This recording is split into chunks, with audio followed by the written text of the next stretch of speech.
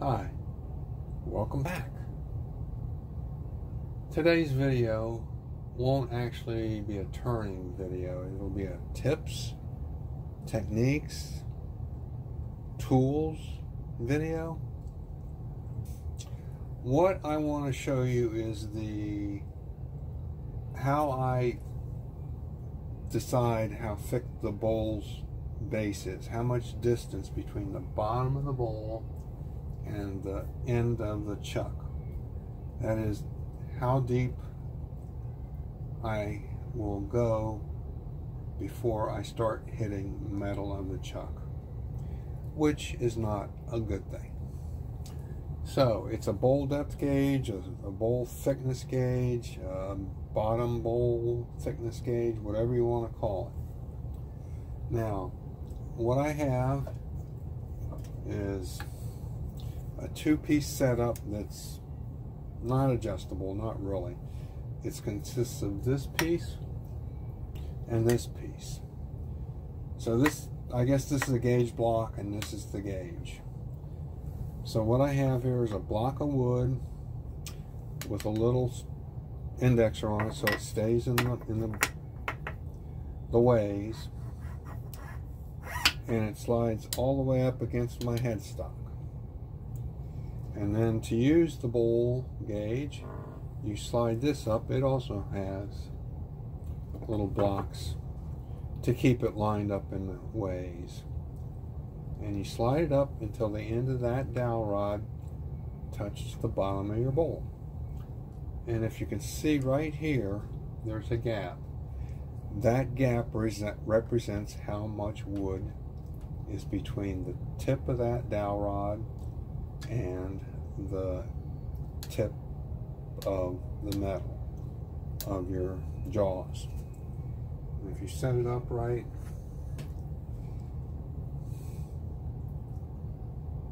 it will be this surface. So it's the frontmost. If you're not using the chuck right, this may not work for you, but you need to be using your chuck correctly. Okay, so what I've done is just cut this up. Let me take this bowl off. We don't need it. It helps you on the base thickness from here to here. It won't help blow out. That's a whole different solution. Let me show you how I built it, and I'll tell you what calibration means. So the first thing to do is make this piece the stop, or this, make it so that this end and this end stop, touch at 0. So slide the 9° up, touch the jaws of the chuck, and that's where the wood ends. So that means this edge is directly below the chuck jaws. This, all you need to do is make sure that the end of the dowel rod is at the same plane as the end, and it is. Well, my dowel rod, it's not fixed in there, it's just a jam fit. I pulled it out so you can see it's way too far. So that's what's meant by calibrating. I have a piece of masking tape here that tells me where it goes. So, and you can see it's about a 1/16 inch off at the moment. So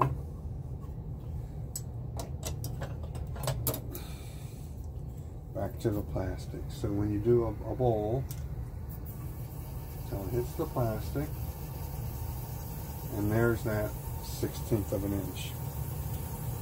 It's really not, and it's close enough for me. If I'm ever needing to go that thin, I'll use a micrometer, a dial gauge, or I'll shoot the furnace.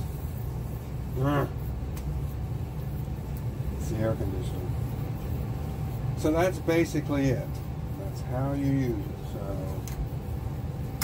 what you would do is have your bowl in place, slide this up until it hits the bottom of the bowl. Let's say that's the bottom of the bowl, and measure this gap.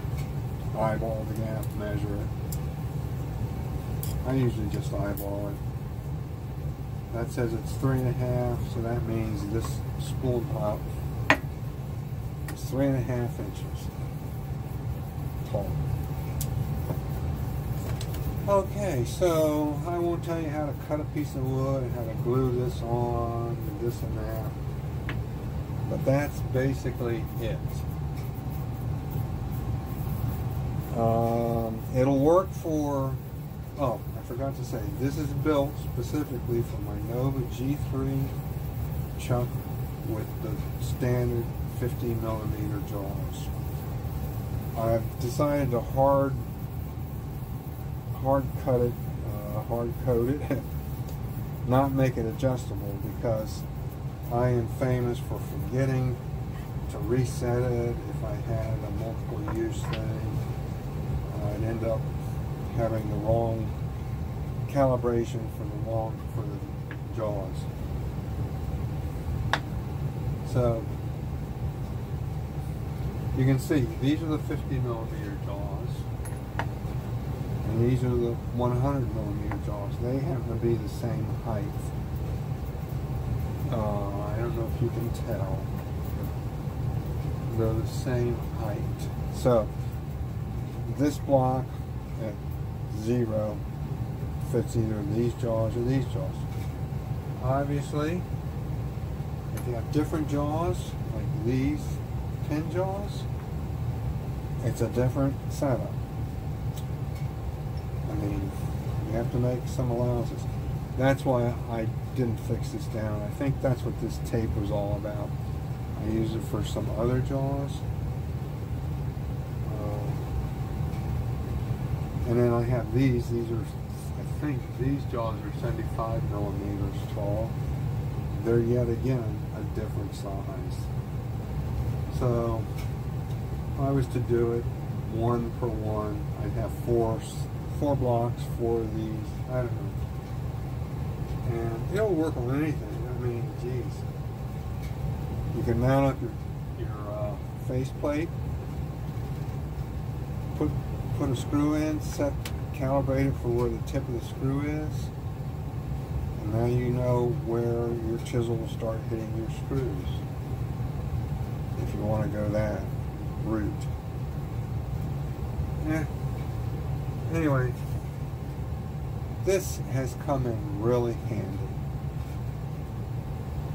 The downside has been that